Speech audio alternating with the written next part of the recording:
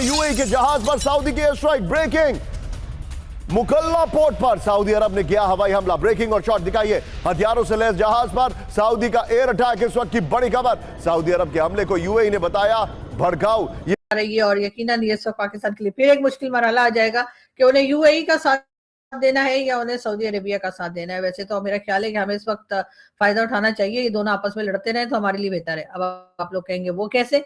तो जी वो ऐसे कि हमने सऊदी अरेबिया के भी पैसे देने हैं और हमने जो है यूएई के भी पैसे देने हैं, यानी कि हमने सऊदी अरेबिया से भी लोन ले रखा है और हमने 3 बिलियन लोन। मामला तो बहुत अहम चल रहे हैं दीगर ममालिक से, लेकिन बड़ा जरूरी है कि हम इन ताल्लुकात को माशी बेहतरी और माशी पार्टनरशिप्स में भी तब्दील करें। दिफाई पार्टनरशिप्स भी हमारी हो रही हैं। सो क्या वो मुमकिन आपको नजर आ रहा है? ठीक है जी, हम खुश हो गए, डोनाल्ड ट्रंप ने हमारी मुताद्दिद दफा तारीफें कर दी हमारी। दोनों मोहम्मद बिन सलमान एंड मोहम्मद बिन जैद के बारे में कहा जा रहा है कि दोनों जो हैं एम्बिशियस लोग हैं और दोनों जो हैं बड़े प्लेयर्स हैं इस खित्ते के अंदर। अब अगर आप ये देखें, सऊदी जो हैं सऊदी अरब के जो MBS हैं और MBZ जो हैं, उन्होंने काफ़ी देर से कोई लंबी चौड़ी गपशप भी नहीं मारी फ़ोन। तो अब इन हालात में दो दोस्त खलीजी मुल्क भी आमने सामने, आप खुद अंदाज़ा लगा लें कि क्या क्या हो सकता है। और सूरत हाल अजीबो गरीब है इस खित्ते में। ईरान अपने मसाइल में है, इसराइल ग्रेटर एजेंडे पर है, गजा का कोई पुरसाने हाल नहीं। शाम का सदर वो है जो कल तक अमरीकी नज़र में दहशतगर्द था और जिस पर अमरीका ने हेड मनी रखी हुई थी। और आज वक्त दोनों कंट्रीज के बीच में यमन को लेकर जो क्लैशेस चल रहे हैं उस पे भी पाकिस्तान में भी हर तरह की बात की जा रही है और यकीनन ये सब पाकिस्तान के लिए फिर एक मुश्किल मरहला आ जाएगा कि उन्हें यूएई का साथ देना है या उन्हें सऊदी अरेबिया का साथ देना है। वैसे तो मेरा ख्याल है कि हमें इस वक्त फायदा उठाना चाहिए, ये दोनों आपस में लड़ते रहे तो हमारे लिए बेहतर है। अब आप लोग कहेंगे वो कैसे? तो जी वो है।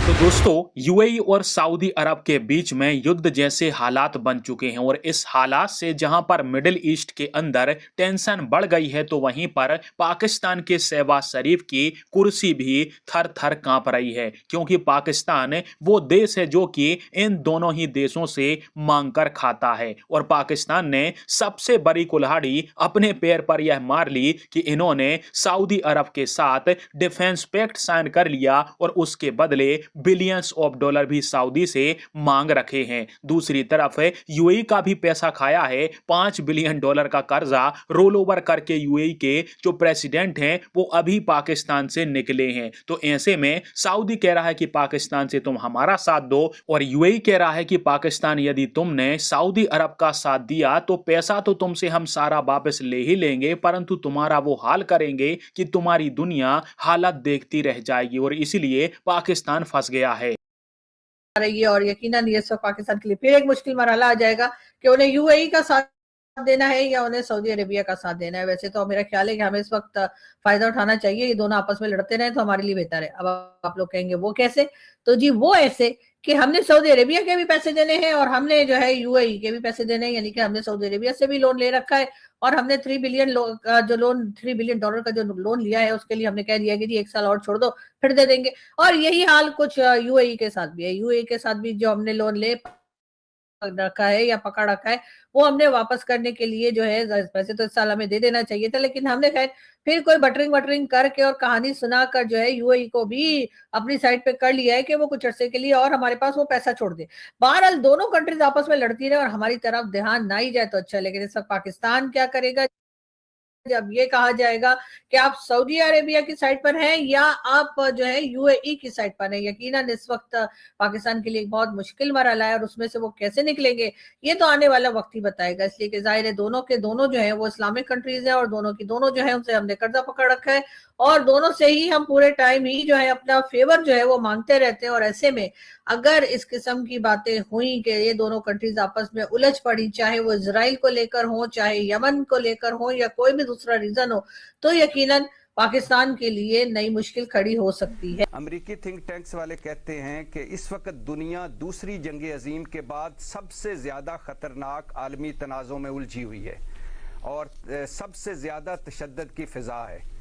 और 2026 में अमरीकी थिंक टैंक्स के मुताबिक जहां पाकिस्तान और भारत में दोबारा जंग लग सकती है, जहां पाकिस्तान और अफगानिस्तान में लड़ाई हो सकती है, जहां रूस यूक्रेन जंग शिद्दत इख्तियार कर सकती है, जहां ईरान इसराइल में दोबारा जंग छिड़ सकती है, वहां गजा का मामला मशरिक़ वस्ता पर बहुत बुरी तरह असरअंदाज भी हो सकता है। मतलब अमन फोर्स, मतलब अब्राहम अकार्ड, मतलब इसराइल से ताल्लुकात, मतलब अमरीकी दबाव, मतलब रूस चीन से मशरिक़ वस्ता के ममालिक के ताल्लुकात, मतलब तेल बहैसियत हथियार।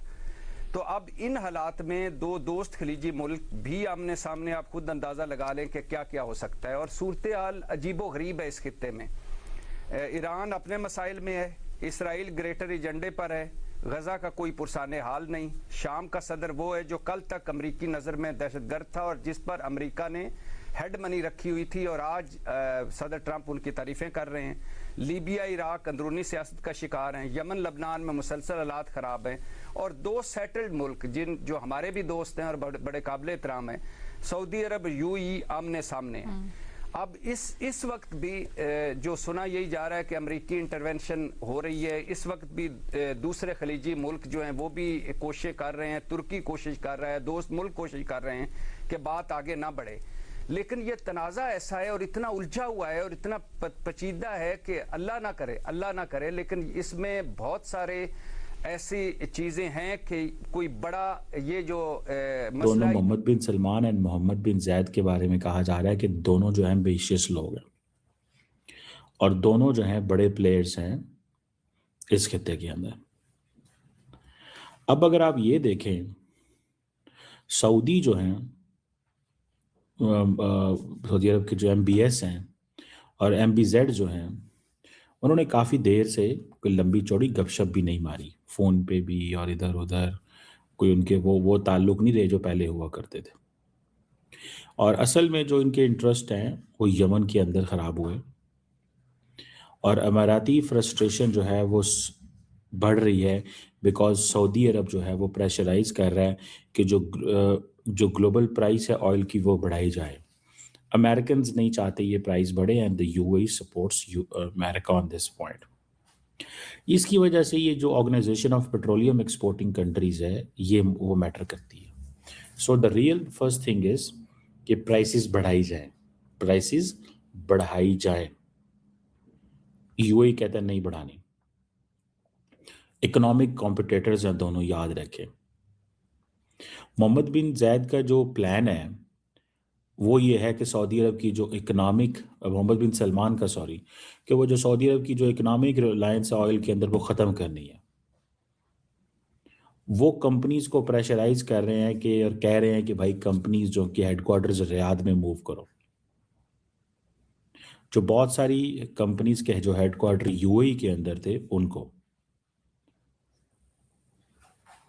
अब दुनिया दुबई को सपोर्ट करती है, ये